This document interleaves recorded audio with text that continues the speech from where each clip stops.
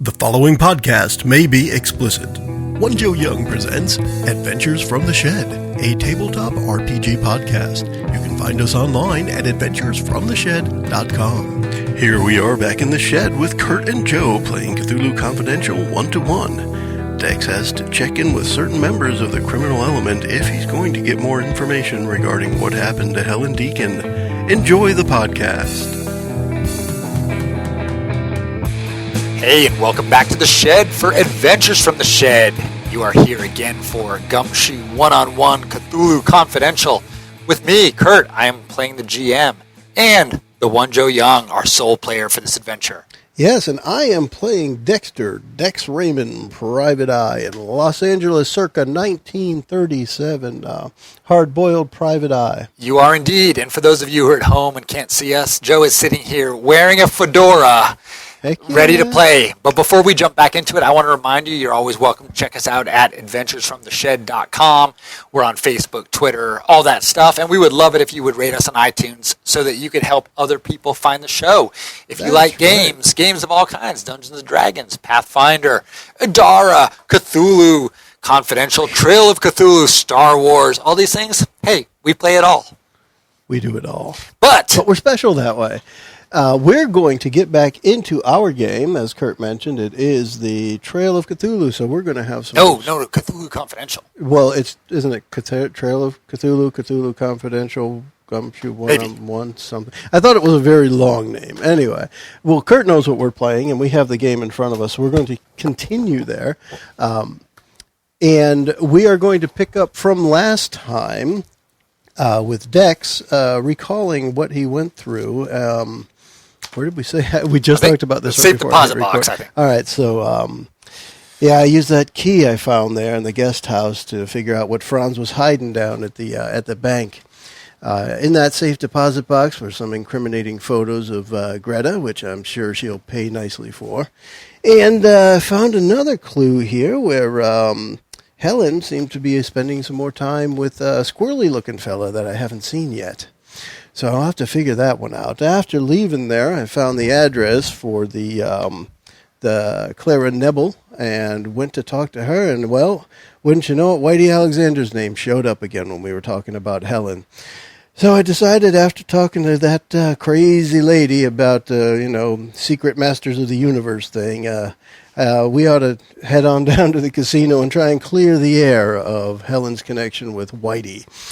So we headed down to the Alegria, spent a few minutes watching Chico Marx do his Marx impression with a coat check lady or hat check lady, and watch Bing Crosby toss some dice out on the craps table. And here we are in the swanky joint, the Alegria, the smoke-filled room, the singing ladies, and really nice atmosphere if you want to lose a few coins or two. But I'm here to find Whitey Alexander. That's right, and Dex was super cool. He avoided any temptations that the tables might have offered. He has got a single-minded focus on the job at hand, which I think is to find a way to speak with the boss, Whitey Alexander. So how are you going to do that? Find Whitey. I am going to look around, specifically kind of, I don't know if I want to use the term casing the joint, but definitely scoping the area out. There are some of the muscle here who have been busted by some of the things I have done, so I'm going to steer clear of them, and I'll be looking for a dealer or two that I've done work with in the past. I think Burl might be working today. Things didn't go too well the last time he helped me out. He got pinched a bit, and he might not be too happy to see me, but I think he might owe me a thing or two, whether he likes it or not. Right. So Burl Treehorn is, in fact, one of the blackjack dealers. In game terms, if you had made the push earlier to have a good relationship with Whitey, Burl would be your hook in there as kind of a friendly and amenable person to take you back to see Whitey. But he is not that today. He is just dealing blackjack, and he sees you and you see him, and he doesn't make any real show of affection or acknowledgement to you. I'll sit down at the table, put down a chip, or I'll put down whatever the minimum is at the table. Deal me in. Hey, big spender. Yeah. Deals How you, many other people at the table? There's three other people. Three other right. people sitting, and one person, like a husband standing behind his wife who's playing. So he deals 4 hands. You get a 7. Yeah. It comes around, and you get a 9 on top of it. 16. He did that on purpose. Dealer showing 10. Place is crooked.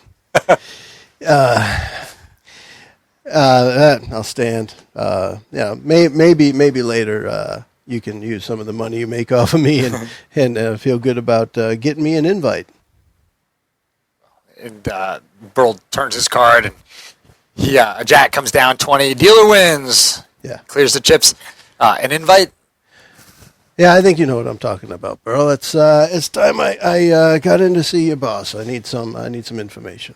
That's going to take more than one hand, he says, as he deals out another round and comes 5 in front of Dex, another 10 in front of the dealer, and an ace in front of Dex. Nice. Face down. So I will, without looking like I'm tanking the game, will specifically not try to win, but play along with it while we go and just keep some casual chit chat without specifically saying things like, Mob and Alexander, but trying to get around the point that, I'm sorry for the last time I was here and played and I caused a little bit of a mess at your table, just kind of hinting that the last thing we worked together on didn't go well and I'm kind of apologizing and do me a solid, brother, kind of thing. So Burl, he warms slightly. Burl Treehorn. He warms slightly. He continues to deal. You're losing more than you're winning. Yeah. And you have the sense that if you were to give him a good tip as he goes off of his shift here, that he might be willing to help you. And that's what I was getting towards. So, good. All right, so he says, I've got 5 minutes left, last hand. He deals around. You get a king in front of you. Yeah. Dealer gets a 4. You go around. You get an ace for blackjack. Yeah. Dealer doesn't matter, but he would lose, and he waves his hand over the table, clears the chips, says, my shift's over, thank you all for playing. Yeah. And the amount that I won on the last hand will be at least what I hand off to him. All right, so at that point, without making any show of it all, Burl just kind of nods his head to the right and just walks away. Mm-hmm. And I take a slightly different path to reach the same destination. All right, so at that point, Burl kind of walks from the main floor towards the front, and then there's a hallway off to the right that would run along the front wall of the casino, a fairly long hallway. And at that point, he kind of stops and waits for you to catch up to him. Okay. So he's essentially escorting you down the hallway towards Whitey's office.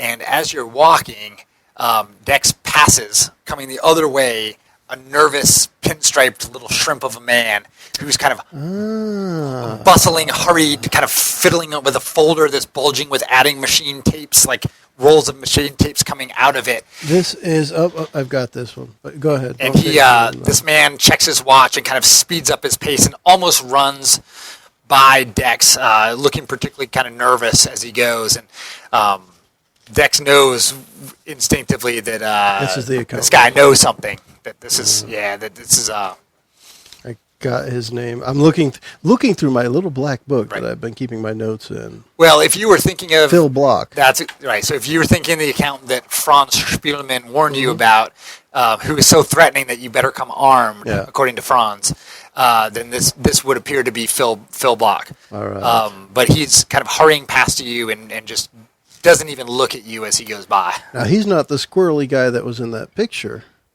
with Helen. He looks very similar. Very similar. All right. So some of the pieces are coming together now. Ha. Right. So. Okay. Well, I got to let him go by because I don't want to show any disrespect for what Burl has helped me with here. But he goes by. I guess if we have a half a moment, I'll just do a little casual thing. That's the accountant, eh? Yeah. For a confirmation. Yeah, that's Mr. Block. Yeah. Okay. Yeah, so great. And it's interesting. I like it when Joe plays the game properly because in the book it says, you might be tempted to follow him, but it says, even so, Streetwise tells Dex that he'll have to catch up with the guy later. Yeah. And it goes on to later say basically like, don't disrespect Whitey. You might keep it away. So, all right, at this point, Burl gives a kind of a semi-secret, like obviously a pre-rehearsed knock on the door. Shaving a haircut. Yeah, and here's a come in. And Burl doesn't come in. He just opens the door for you, stands aside, and says, Mr. Alexander, Mr. Raymond is here to see you. And at that point, Whitey says, Dex Raymond? He says, well, come in. Yes, sir, Mr. Alexander. And Dex is going to show some deference because he knows that he's in the room with the boss. However, he despises them. Right. So it's all going to be a front. Right. And so as Dex walks into the room, this is like a room, the office is kind of designed to be like overtly rustically manly. Okay. So there's like a deer head. Literally, there's like hunting trophies. There's a rifle like over one mantle, a shotgun. Cool. I mean, it's kind of almost sillily masculine. But and the rumor says they're loaded. And the rumor says they're loaded. But as he comes in, even though the voice had been kind of genial, Whitey's kind of pacing impatiently back and forth in the office. And he's obviously got things on his mind and other things that he's worried about, and he's a little surprised to see you here. Mm-hmm. But as evidenced by the fact that he called you by his first name, he knows who you are, and whether or not you've had prior interactions is up to you, but he certainly knows who you are by reputation, and you know who he is by reputation. I would say our prior interactions are all third person in that, unfortunately for him, and I guess me, for my well-being, that most of them have been on the negative side, that I've done things that have hurt his organization in one way or another. Right. So, Mr. Raymond, I'd like to say it's a pleasure to see you, but we both know that would not be entirely the case. Well, Mr. Alexander, I can't say I argue with you there, but I'm on a case now, and unfortunately, I've got to ask you for some information. You're familiar with the Deacon disappearance and reappearance? Well, I am. I'm just getting straight to the point. Yeah. I figure and I appreciate he's that. A busy man. Yeah. Time is money, and I've got a lot going on tonight, so I appreciate that. Yes, of course I know about it. I mean, Helen was my girl. So, I haven't been up to see her because, our affair was on the hush-hush, and her family certainly would not have approved of it. Her, I hate to say it, but her degenerate father, he may spend his time here glued to the walls of my casino, but he still wouldn't like me to be around that place. But yeah, that's bad news. Okay.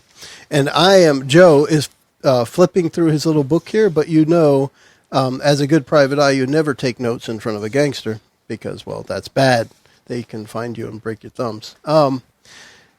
So I'm trying to think from this, just looking through my notes, the connections I know of now with Whitey come from both Franz and what's her name? There was another one.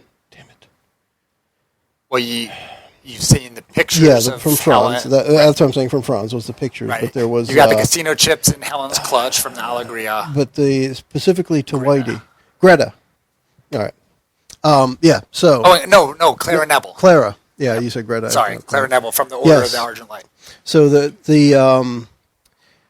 so what I'm thinking here, the whole idea, anyways, to tell him, I understand from a few sources that the two of you were a thing. You're aware she had things with others. Was that a problem with you, perhaps?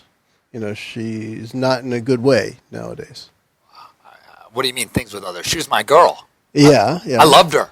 Yeah, and I think there was more than just you who took a liking to Helen Deacon. I'm not sure what you're insinuating, Mr. Raymond, or what I can answer, but that's not a question.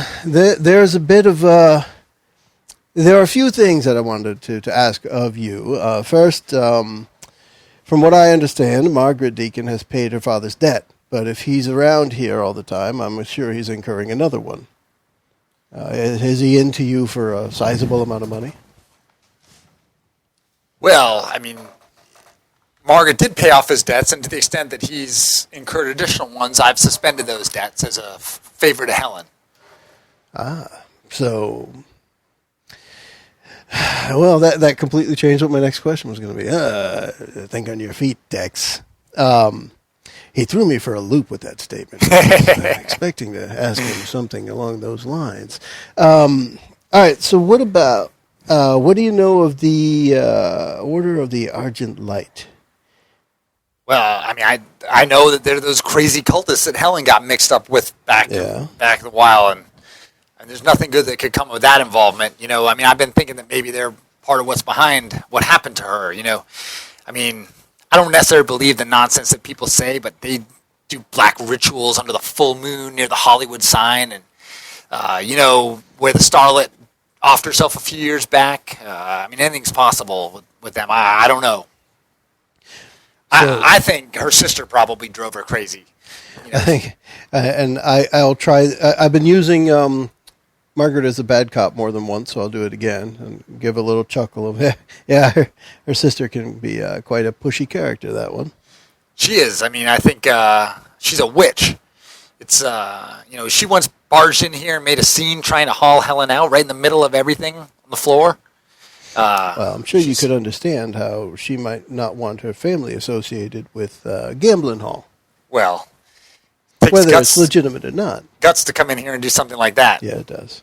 She strikes me as someone who has no shortage of guts. Yeah, well, I think she's keeping Helen prisoner in that house, and I've got a mind to go bust her out myself, but I got to wait till the time is right. Well, unfortunately, I was up there and I saw Helen. She's, if anything, she's a prisoner of her own brain at this point. She's kind of not all with it, if you will. Yeah, I mean. And that's what I'm out here to figure out. I've been asked to find out what happened. As you know, the police are not always involved in all the cases they ought to be. So I've been asked to take a look at this one. And I'm sure you know my reputation, and I will do so. I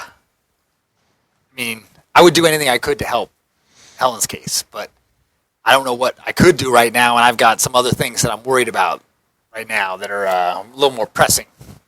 Well, perhaps if you had something, some way of knowing where she had gone for those 2 weeks, you've got to have some contacts around that could figure out where she disappeared to. Have you looked into this yet? I mean, I don't know where she disappeared from, but I'm having problems with some guys from out east trying to squeeze me here at the casino. Yeah, I've heard a bit about that. Mickey Cohen? Well, it's not Mickey. It's that bum Bud Barron. He's been squeezing me on behalf of Siegel. I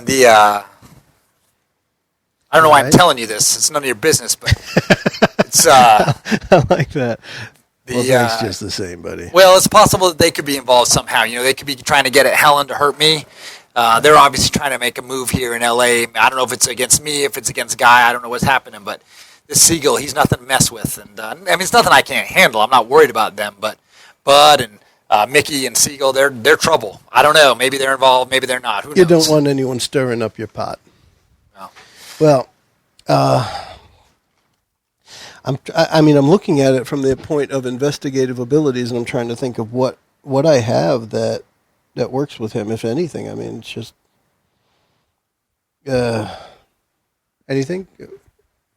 No, I mean, I think you have a sense that he's told you most of what he knows, which, there are a couple of things, if you push, you might get something else, but they're not critical, so. Yeah, I'm just looking at it as he seems like he's not really hiding anything, therefore, if what he has said is true and he is genuinely concerned for Helen, then he probably had nothing to do with it. So there's not necessarily any other clue here that I'm going to find to crack the case. And I will thank him for his time and let him know how Helen turns out. I'd rather him look forward to seeing me than not. Well, I appreciate your efficiency, Mr. Raymond. I'd like to say if I can be of further service, I'll help, but I don't know that would necessarily be the case. However, if you can find Helen, if you can help Helen, I would be appreciative of that and anything that you can do. And if I can help, you just let me know. All right. Well, thank you for your time, Mr. Alexander, and we'll catch up sometime. All right. And so just as an aside, the value there is, one, you've talked to him, but you've also found Phil Block. So, who is another side clue. And I didn't have the name Bud Barron yet. I didn't have it. Dex may know. Correct. So right. So that's actually a name that you do know. So Bud works for Siegel. He's from the East Mob. You don't know what he's doing with Whitey Alexander or why Whitey's worried about him, but he's a name you know. Okay. So at this point, you've heard kind of all the big players in the both the East Coasters who are pushing in and the LA scene. So you've seen most of the cast of characters. Okay. What is interesting to you, just kind of your streetwise sense, is what the hell was a dame like Helen Deacon doing with that squirrely little balding ugly accountant guy? Doesn't make any sense to you. Yeah, and I was going Why there was she next. coming out of a hotel with him? I want to see if I can get back out into the hallway and find the accountant. Right. So you head out. I'm sure he's a couple of minutes away from me now, wherever he was headed. Yeah, no, you look for him. You ask around. He's already left the building and gone, as far as you know. And no one's, he works accountant hours, so he was already late there. Right. No one's expecting him back tonight. I would like to find him. Okay. I've got his name. I don't know if this is big enough to go to Ted Gargan about, or if this is still just where do I find him with Len. If you just want an address or something. Yeah, I just want to know where to go find him. You go to Len. Presuming he has gone home, I want to find out where his home is. All right, are you calling Len from in the casino? Yeah, well, phone booth outside. Okay. I don't think I would trust casino wire. I'm sure it's tapped. Yep. So I made my way outside to the phone booth. Johnny was nowhere around, but I still had a few coins in my pocket after losing most of my week's pay on blackjack. Right. So you want to go outside to call your contacts, and you step outside, and you literally get 3 or 4 steps outside the front of the casino when a huge orange fireball blows up in the parking lot and throws a car sky high in the air, flips over and lands face down in the middle of the parking lot and explodes. And this happens. There goes my ride. This is not Johnny. This is not Johnny. It lands on his back. It crushes another couple of other vehicles, and fiery debris comes hurtling towards you. I need you to roll an athletics check. I had something that could help there, I think. Or did I use... I could spend an extra... I have quick reactions. So I'm going to check that in case I need to. I could spend an extra die on any athletics, driving, or fighting test. Okay. Let's see what I've got. So this is a 10 plus for advance. Setback is 3 or less. Well, I have 2 dice for athletics, but it still might be close to get to a 10 plus. Let's see what I got. I'll move my notebook out of the way here and start. There's a 5. It's a good start. So you're already at a hold. My second die is another 5. 10. Woo-hoo! Wow. Dude, you are on fire with your rolls. Crushed it. Well, can I get something if I go higher? Or do I already get? You already get. So right. So Dex, he's like a cat. He's so quick, man. This dude is cool at the tables and cool on his feet. He hasn't been so smooth with the women yet. But. Jumps in. That's true. Yeah, he basically jumps down, rolls, and ducks behind a nearby car, and is completely unscathed as the debris goes flying past them. A couple of pieces actually hit the wall in the front of the casino, and there's a couple that had come out, and the woman screams and just kind of shrieks, and it's kind of chaos.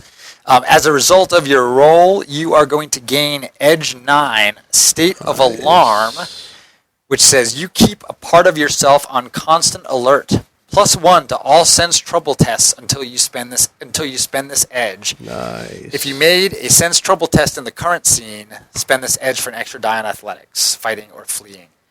+1 to all sense trouble tests until you spend this edge. I'm not sure that makes sense. So I'm not spending it yet. Ever. I think that should be. You decide how you want, but I think that should be a +1 on an expenditure. Yeah. Sure. There have been some other typos on some of these. So Plus, I've been pretty fortunate so far with the die rolls when they count. You have indeed. Dex dove, his hat popped off. When the gust of hot air came by, it flew up in the air, and he reached back and caught it and put it on his head as he stood up. So as you stand up, you see 2 men sitting in the front of a dinged-up Ford coupe. And unlike everyone else who's like running around and screaming and kind of obviously in shock or excitement from the episode, these dudes are cool as cucumbers, like they knew what was going to happen. And at the same time, well, let's see. Let me just check one thing here. Yeah, I guess do you want to spend a streetwise push to find out anything more about those guys? Honestly, what I was just thinking as a split-second kind of reaction was this whole place is in chaos. If I grab my .38 from my calf, I could possibly shoot out a tire without anyone noticing a shot was just fired. I might be able to slow them down, and then if I need to, figure more out. But if I can stop them from getting away, I might be able to question them directly. The only thing I would say there is just you don't know if they work for Whitey or who. I mean, you absolutely can, but you're in front of his something up casino. in his parking lot. They probably don't work for him. Right. Or knew what happened. Yeah. Right. So, all right, we could try it. What could possibly go wrong? So from where you are, it's a pretty long shot with a .38. So, but if I saw them, Yeah. then they shouldn't be that far away. No, but I Right. mean, that's going to be accurate to Yeah. 25 feet, Yeah, and exactly. they're probably 50 feet. So, But I figure I can get off one shot without anybody noticing. That's right. the way I'm looking at it. all right, I'm making this up. So let's Let's go. do it. Let's do a 5 or 6. We'll hit a tire. And what am I? Oh, just on a 1d6? Yeah, because this is a quick test. There's no real challenge. So, A 4. okay, so you miss, That makes such trouble. but you also no one particularly notices you in the chaos, so it's kind of a no harm, no foul. Damn. Um, So now I do want to spend that push to see if I can figure out who it was. okay, so because you've had time to look at them while you're doing this, and you've run across these cats before, Okay. and you remember them milling around this magazine and newspaper warehouse downtown on Pico Street. It's called A.M. Hillier and Company. Okay. And you would notice them because there's a lot of shady characters that have been gravitating to the docks at this particular magazine company over the years, or the last year or so. And since this is the first time that you've that's come up in the adventure, it just jumps into mind like, oh, I wonder, what might be going on down there. Now, at the same time that you're realizing this about these guys, you see Bing Crosby comes running out of the casino, and along with everyone else to see what happens, and he groans in horror to see that it was his car that got blown up. Oh. Yeah, and so Whitey and Burl are, Bing's he's a big guest for the Allegria, so Whitey and Burl are flanking him and actually grab him as his knees start to fall out. Bing Crosby's almost passing out when he sees what just happened, and you hear Whitey tell him, Mr. Crosby, this wasn't aimed at you. This is a message from me. I promise you'll be kept out of all this.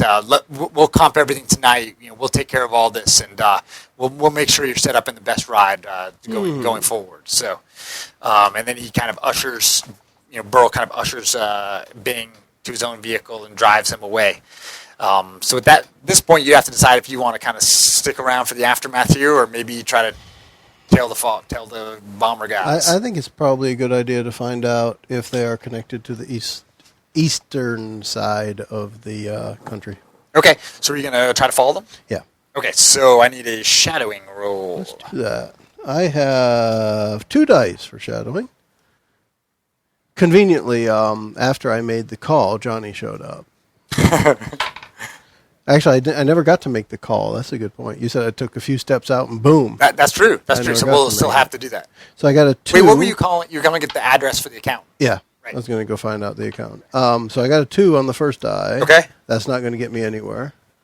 Not yet, at least. What am I? Well, I forgot to tell for? you, on the shadowing, 11 plus is the advance, 4 or less is the setback. Okay. On my second die, I got a 1. I can't do that. I don't. You know what? Yeah, I'm gonna fail this one. Let's fail it. I want to see where this goes, Take the because straight if fail? nothing else, I'm still here. Maybe Johnny just didn't show up after all. It's funny. It's interesting. In this PDF, which is just a beta, they definitely have some numbers off on the problem. So they say, get problem 25, but clearly it was meant to be 26. So it's kind of, that's why when I pause at these sometimes. All right, so you're going to take the fail, which means that the drive. So you're trying to shadow them. They're moving fairly quickly away. Yeah. At this point, you're following them towards wherever they're going, and the driver realizes that you're following them and tries to lose you. You are able to remain on their tail, but he not only sees you, they're actually shooting back at you. So they have clearly know that Yeah. you're there and that you're recognized. And you are going to gain problem 26, which is the bombers saw you. And the problem there is the mugs who bombed the Alegria know what you look like. Yeah.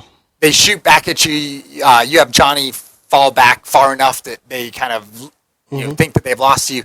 You are able to trail them enough to see them get out at AM Hilliers, which is the magazine company.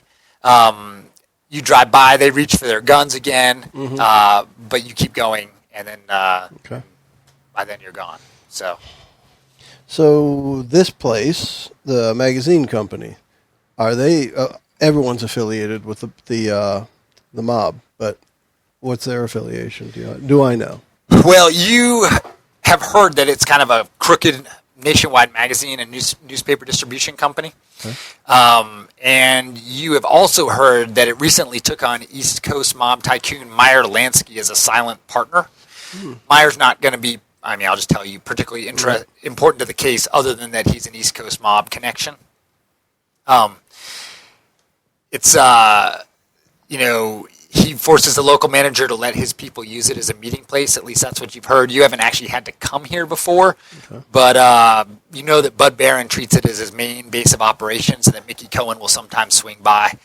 And beyond that, you don't really know what happens in there. All right. That was a pretty big explosion. Lost or didn't do too well on the tail. What were you going to say? Well, I was just going to say, so you know where they are, you know about that place, and you know about Phil, but you haven't called in to get Phil's address yet. So I was just reminding you of that. And that's going to be, I think that'll be the next step because, those guys made me, so there's no use trying to stick around here for a while. Let their memory cool for a few minutes while I go find a phone booth to give Len Pollard a call, get the accountant's address. Okay. So you give Len a call, and he's like, Raymond, seriously, this is twice in one day. What are you doing here? Nah, don't worry about it. It's just routine work. Well, it's not routine for me. You better make this up to me. Sure, no problem. All right. So what do you need? You need an address for one Phil Block? Yep. So he's got an apartment on Echo Park. I think it's 14 Echo Park. All right. Thanks. I'll make it up to you. I'm not doing this anymore for free. That's fine. All right. So, see if I help him next time someone's sleeping with his wife.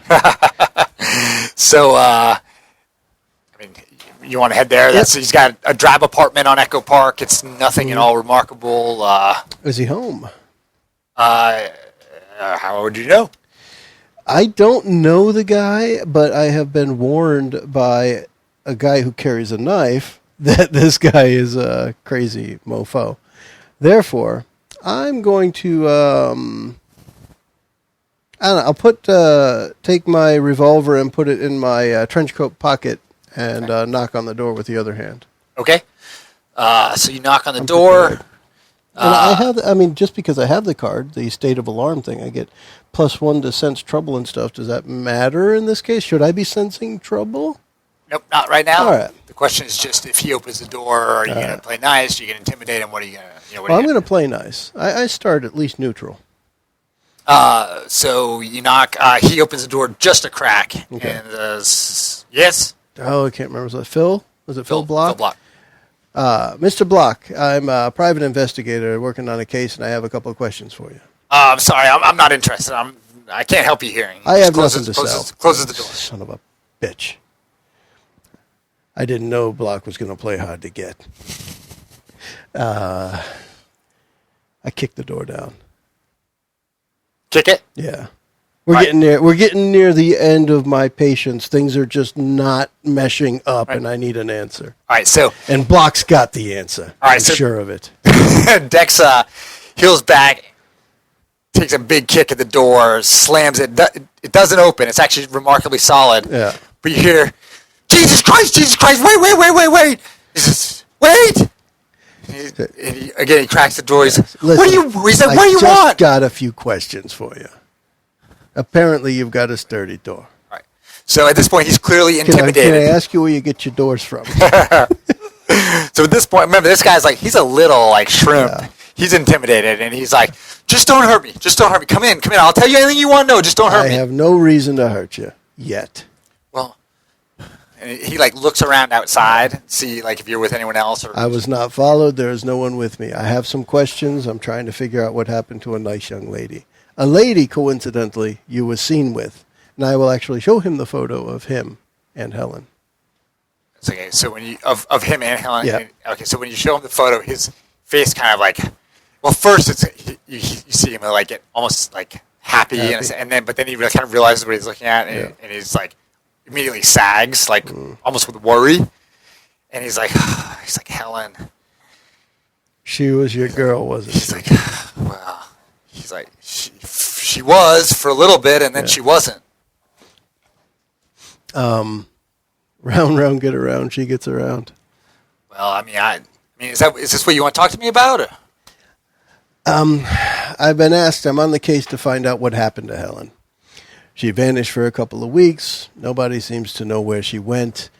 She's, quite frankly, a nutcase since she's been back, trying to help the girl, trying to get information. Clearly, you were with her. What kind of business did you have with her? She wasn't much in the way of numbers. Yeah. Maybe she was nice to look at. Well, she was definitely nice to look at, and I don't know what she was doing with a guy like me, but I mean, I don't know where to start. It's kind of complicated. Well, look at your notes there and see whatever's highlighted, and read that out to me. Well, no, I mean, she was the boss's twist. God, I mean, she was, she was special, but for some reason she got hot and heavy for me, and out of nowhere she just started coming on to me, and she would touch my arm, and she would come up and rub her chest against a little bit. And are you familiar with Marshall Daly? I know who he is, but all right, he doesn't have anything to do with me. All right, go on. I'm looking for reactions. Well, look, I mean, she was the boss's girl. I should have had the strength not to get involved with her. But I mean, girls like that, they don't pay attention to guys like me. And before I knew what happened, she was, well, it just got hot and heavy a lot faster than I thought it was gonna. That's all. And man, I mean, she was so far out of my league, you know. I mean, I don't know what I was doing, and he'd have me rubbed out if he knew I was with his girl. But I mean, so do you know who was taking these pictures? Yeah. Who would have done this to hold it against you? I mean, I know who that was. That was that fucking Kraut, Franz. Spielberg. Spielman? Spielman, yes. Yeah, so let me go back. I mean, just so, like, I don't know. I don't know what order to tell you this to you in. But, look, I was with her. I shouldn't have been with her. I went to a hotel with her, and it was fantastic. It was fantastic. You don't know what it's like. Well, maybe you do. I mean, you're a good-looking man. But I might be the only one left in town who has not slept with Helen. So I don't know what this one's like. Well, look, I went back with her, and she was nice to me, and we did good things. But this is an accountant talking about sex. But look, that's when I found out what she really wanted. Yeah. She wanted a copy of Whitey's books. And you're the only guy that has them. Well, I got the books. Whitey's got them, and I got them. And she wanted a copy. I mean, I should have said no. Seriously, I don't know what I was thinking. But she was like heroin. I mean, once her smell, you smell her, you like, I couldn't get enough. By the time she asked me for this, there was no way that I could say no. So I agreed. I said I'd get her the books, and we agreed at a later meeting for me to get them to her. So I made a copy of the whole set, so I could leave the original there where they're supposed to be. I made a copy of everything. But man, once I gave them to her, she didn't want anything to do with me. It was like I didn't even exist. So. And how long ago was this? When did this happen? I mean, this was like probably 2 months ago. I can't remember exactly. So, but it was like I didn't even exist. And then, a couple days after she gave me the books, Spielman shows up. I didn't know who he was, but he had this photo of me and Helen leaving the hotel. And I was like, holy Christ. If Whitey sees that, I mean, I'm dead. Seriously, I mean, he'll kill me. But somehow I convinced Spielman somehow I turned it around and scared the crap out of him. I told him, look, I work for Whitey Alexander, and if he finds out about this, you're in big trouble. And dude, the guy didn't even figure out the fact that Whitey is the one person that I would be terrified of finding out. But somehow I convinced him that he was in danger from Whitey, and it's. So, anyways, he showed those to me, and that's. Well, that Spielman guy didn't seem like he was a very smart character. No, he had a lot of photos of people he shouldn't have had. Let me tell you that. He thinks he thought I was mixed up with the commies, and he was all focused on that. I think that's why he had the photos, why he was following me. But I don't have any idea what he's talking about. When I was focused on, I wasn't worried about what Helen wanted the books for. I was out of my mind. I don't know what I was doing with her. I couldn't wait for this bean counter to shut up, but sooner or later he might have good information for me. The books, now that's a good one. So, where did she take these books? Well, it's Where funny. did they end up? At the time, I didn't think about it at all, but afterwards, I was like, why would she want these? She wasn't the brightest light in the room. She was gorgeous, god damn. But I think she planned to get one over on Whitey by proving to Guy that Guy McAfee, that he was skimming from him. That's the only thing I can think of. I can't see why she'd give the books to Mickey Cohen. I don't know what was going on, but there was something there. She wanted those books, and it had to done with the fact that Whitey was skimming. So you know Whitey was. Why? Of course, you got the books. And does this have to do with the magazine place? Is that what the explosion was tonight? You're aware that there was they blew up Mr. Crosby's car. I don't know anything about that. You missed it by moments. I don't know anything about that. Got any bomb residue on your hands? Yeah, that's Kurt showing his hands. You just can't hear it. I feel like he spilled his guts. I don't think there's any reason to push him anymore. No, the only other thing he might tell you is, he thinks Spielman was behind Helen's disappearance, because he's like, Spielman was a perv. He showed me all these pictures, not just he of was me following and Helen, people around. That much is sure. Yeah. He was following them. He had dirty pictures of people. I know what he was doing. I think he must have driven her crazy somehow. Yeah. All right. Well, if I need any more information from you, I might come knock on your door again. Don't kick down any more doors, man. That's right. I wouldn't hurt a flea. I don't know. All you have to do is ask. Just ask nice next time. So I'm pretty sure I did, but hey, we can leave this on good terms. Are you looking? So figuring I was done with the accountant for now, I left his home and wiped the scuff mark I made on his door and headed back out. I think it's time that I go figure out what these books have in common with Helen's disappearance. Right. So at this point, you're kind of thinking about this, and your Dex is knowing what he knows about the mob and his accounting background and all this. You're starting to put some of the pieces together that it's at least possible that Helen was getting the books, and maybe you don't know, but going to use them to basically try to take Whitey down. But how she was going to do that, you don't know yet. Yeah. I had to figure Helen was disappeared because of how she got involved with this accounting and the mix between the L.A. and the East Coast mob. But when someone disappears like that and they come back and they're just babbling, they usually have a bruise here or there. Helen didn't. There's something else at work here, and I need to find out what it is. Right.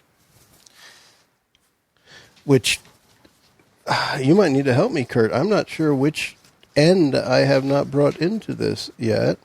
I do need to go back to the magazine place. I've been away from there long enough. I wanted to let their memory of me cool off a bit, that I could approach it without them shooting at me. So that's the next step then. Let's take a ride back to the magazine place. And I'm going to keep calling it that because I can't remember what the name of it was, and I didn't note that one. Okay. So it's A.M. Hillier's. A.M. Hillier's. Magazine company, the loading docks where a bunch of these East Coast mobsters seem to hang out. Okay. So are you going during business hours or after hours? what's your kind of plan for? I would. It operates during the day. What I'm thinking is I would show up at the end of the business day. Okay. So maybe as the warehouse workers are leaving, office workers are leaving, but the gangster guys are still there, kind of thing. Okay. So not to make a huge scene, but make sure there's a few civilians around, so it's not so easy to off me if I happen to be in the wrong place at the wrong time. Yeah. Okay. Let's try that. So, you show up and there's a signpost on the door that says wholesale business closed to the public. You don't see any receptionist or other kind of gatekeeper waiting by the doorway. You could, in theory, just waltz right in, or you might want to case the joint. It's totally up to you. I definitely want to check it out because it wasn't long ago that people were standing here shooting at me. And not wanting to walk into gunfire, I'd like to check the joint out first. Okay, and you do have problem 26, right? The bomber saw you. Yep. Okay. So you do exactly that. So you're kind of casing around the outside, looking for windows. Yeah, I know they made me. Right. Yeah, they made you, and they are actively looking out for you. So at this point, you've got the two muscles, and one of the bombers who's seen you sees you wandering around, and he pulls a gun on you, and he comes up, hey, you, Dick, hands behind your back, hands up. Private Dick to you. Private Dick to you. Hands up. Hands up. And Dex will definitely comply because he knows whether they know it or not, he took the first shot at them. So, right. So he'll put his hands up. Right. Look. You play nice. You make one move, I swear to holy God, I'll put this in your back. You got it? You got nothing to worry about, pal. All right. I put the barrel in him a little bit this way. So he's going to move you down the hall towards his boss's office, which is going to be Bud Barron. Okay. So, because Bud's running this joint. Mickey is seen every now and then. Exactly. Right. And, as far as you know, Bud's kind of a mid-level gangster who works for Ben Siegel. Okay. And, he's a force, but he's not part of I keep calling it the syndicate. What do they call? The system. Yeah, not part of the LA system. He's part of the East Coast side. So, So at that point, you don't really have an opportunity to check the place out more than what you just already saw, because he's going to march you right down with a gun in your back to Barron. Probably just a big magazine warehouse anyway. Yeah, exactly. Yeah, or I don't know if they do printing, but either way, it's going to be the same. Exactly. So he says, excuse me. So I'm sorry for my associates' overeagerness. We've had a number of break-ins here recently, and they're a little overly enthusiastic. Although I appreciate the support. I think it's just. I understand. Yeah, I think it's just kids trying to, pinch our fitness magazines. That very well could be. So. And with your streetwise knowledge, you know that... You're already printing Maxim, huh? That's right. Fitness magazines are known for their racy cheesecake and beefcake images rather than for their health tips. Yes. So what are you doing here now? I don't know why you're... I was trying to think of the reason I was going to say when I was approached nicely. Honestly, I think I'm just going to say I'm here to see Bud.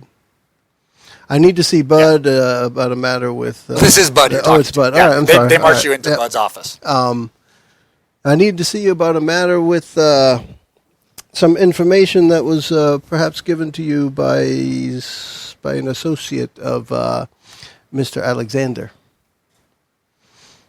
Who else is in the room? I'd rather have the conversation with just him. Yeah, it's just us at this point. If it was just him, then I would come right out with it with the books. Right. Mr. Alexander's books. I'm investigating a case that has nothing to do with the books themselves, but it's a person who disappeared, reappeared, has had a lot of problems, and I'm just trying to crack this case. This has come up, and I'm seeing if there's some involvement between you guys and this nice lady's disappearance. Okay, so are you giving him the sense that you just care about Helen's case? And yes. The idea is I don't want him to think I'm sticking my nose in the gangster's business. Okay. Because I don't want him to think I'm doing that. I want him to think I'm working on a case that this happens to be a part of. Okay, so in that case, I'm going to treat this as you're basically doing reassurance rather than an intimidation or a bargain. Oh, yeah. I would not be trying to... definitely not intimidation. It wouldn't be a bargain yet because he hasn't refused anything, so I'm not trying to get anything out of him yet. Okay. Because you could have come in and tried to intimidate by saying, "Look, I know you guys blew up the car at the casino." And that could happen. Okay, but for now, we're going with a reassurance. Okay, yeah. So I'm just working on this straight-up case, trying to help a family with their young girl, and hoping you can help me out. Right. Well, I mean, if that's all you're interested in, of course, I'll always be happy to help any young girl in trouble. Okay. So, shortly after she got these books to you guys, she disappeared. What can you tell me about that? What, I was trying to be straightforward with him, too, although I don't get the same feel of bossiness that I get with Alexander. Right. So, Whitey. Yeah, so, look, I mean, I work for Ben Siegel. Yes. Mr. Siegel wants me to lean on Whitey. He wants him to shift his protection money from the system to our East Coast crowd. This Deacon broad, she's Whitey's twist, and look, she pulls me aside right on the casino floor in full view of everyone when I'm over at the Alegria one night. And, I mean, no one really noticed, but they could have. And she said she had a way for me to snatch the casino away from Whitey with Guy's permission. This was, of course, more than we could hope for, but, she's making eyes at me, like she probably does at any man that she thinks can help her or do her a favor and all that. But, look, I know you don't mess with another connected guy's woman, right? That's right. So, unless you're an accountant. Look, I don't know exactly what she's talking about, but I'm like, I don't want to get involved with this if she's Whitey's girl. But, I know someone who is crazy enough to get involved, so I fobbed her off on Mickey.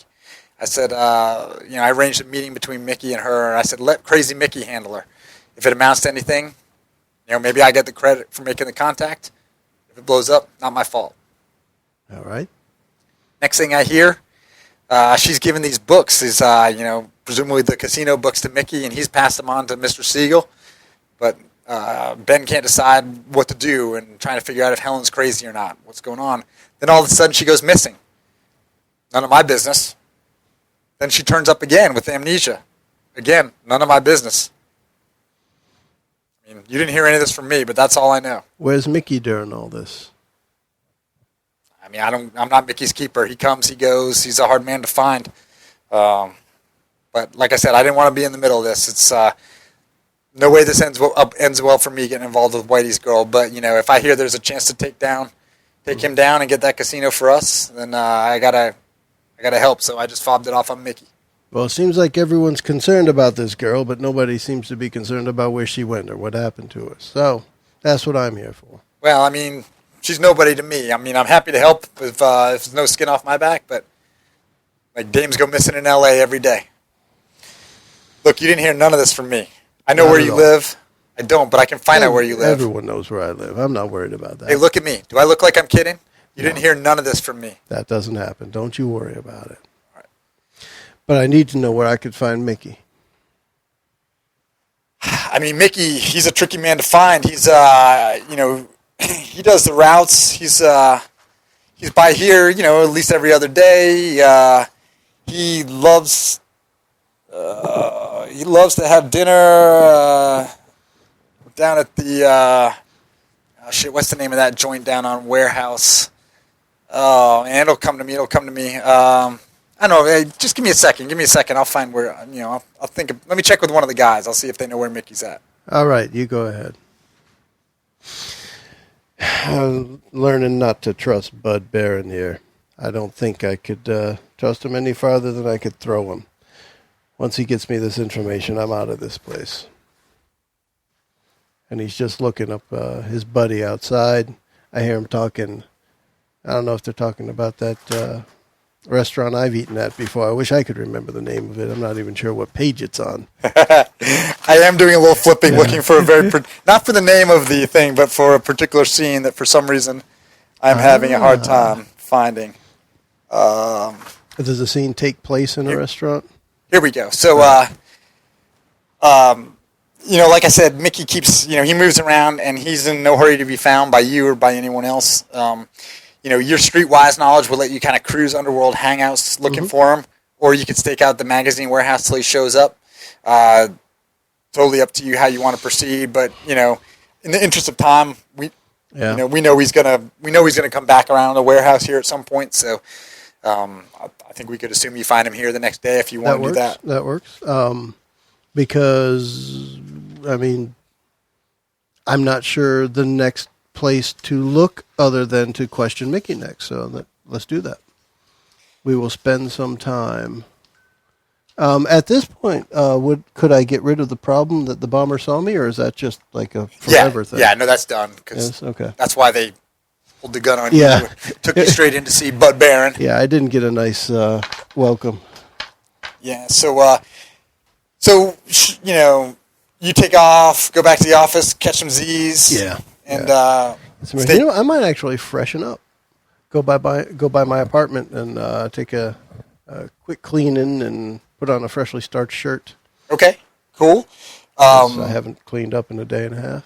Awesome. I tell you, I think I would rather start this scene with Mickey at the beginning of our next show. So we can do that. If you want to review anything or check anything, we can do that. Otherwise, I'm happy to sign off. Yeah, I think one thing I would like to mention is kind of a little bit of talk about rules again and how this has been working with, for example, sources. Mm-hmm. One of the things that I thought might come up more often, it may just be the way I'm doing it, but I'm not really relying on sources, it seems, for their investigative abilities, except the scientist, Ginny Ashbury. Other than that, I was thinking it was going to come up more, but it really hasn't.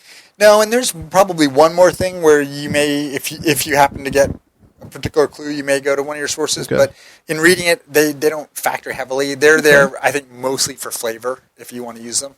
I mean, I like the way that we have used them. It just seems like I go there and I get something, and then I leave. They have specific investigative abilities listed for them, but we haven't really exploited that. Yeah, I think that's just to give you an idea of, I would go to this guy to talk about this type of thing. Okay. That's all it is. So, if you had wanted...